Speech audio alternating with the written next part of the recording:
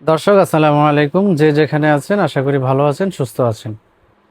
আমাদের দেশের নবজাতকের একটি কমন সমস্যা হলো অভিভাবক এসে আমাদেরকে বলে যে বাচ্চা বমি করে দিন। আসলে অভিভাবকের যে বাচ্চা বমি করে, আসলে বমি করে না, সেটা হলো রিফ্লেক্স করে। অর্থাৎ আপনি বাচ্চাকে যা খাওয়াচ্ছেন তার স্টোমাকে থেকে তা বাইর হয়ে চলে আসে, এটাই হলো অভিভাবক মনে করে বমি করে। তো এমনটা হওয়ার কারণ কি?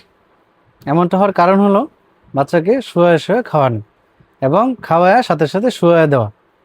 এ থেকে উত্তরণের পথ কী? ১ নাম্বার পথ হলো, যেটা আপনাকে করতে হবে এ থেকে বাঁচতে হলে, বাচ্চাকে কোনো অবস্থাতেই শোয়ায় খাওয়ানো যাবে না। একটু অ্যাঙ্গেল করে খাওয়াতে হবে এবং খাওয়ানোর সাথে সাথে শোয়ানো যাবে না। আপনার বাচ্চাকে যখন আপনি দুধ পান করাবেন, তখন কমপক্ষে আধা ঘন্টা পর বাচ্চাকে শোয়াবেন। এবং আরেকটি কাজ করবেন, তাহলে বাচ্চার পেটে গ্যাস জমবে না।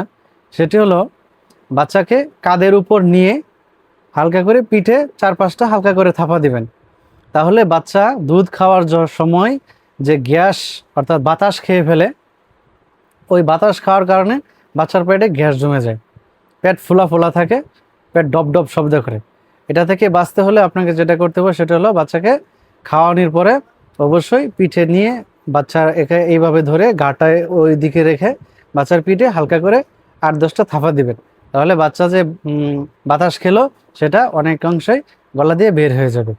তাহলে আপনার বাচ্চার পেট মুচড়াবে না এবং সাথে সাথে রিফ্লেক্স করবে না।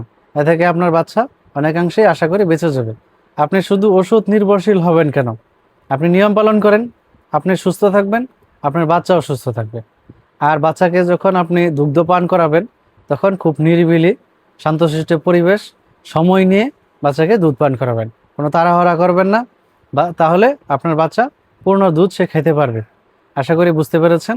আর সবচেয়ে বেশি গুরুত্বপূর্ণ বার্তা যেটি হলো, জন্মের পর থেকে ৬ মাস বয়স পর্যন্ত অবশ্যই অবশ্যই মায়ের বুকের দুধ খাওয়াবেন, ১ ফোঁটা পানিও খাওয়াবেন না।